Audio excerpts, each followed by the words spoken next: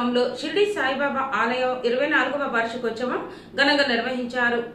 ముందుగా గణపతి పూజ, బాబావారికి సహస్ర పుష్పార్చన, అష్టోత్తరం అనంతరం కొనపరాజు పర్వ ఆంజనేయ భజన సమాజం వారిచే షిరిడి సాయి గానామృతం 11 గంటల నుండి ఆలయ ప్రాంగణంలో సుమారు 3000 మందికి అన్న సమారాధన నిర్వహించడం జరిగింది.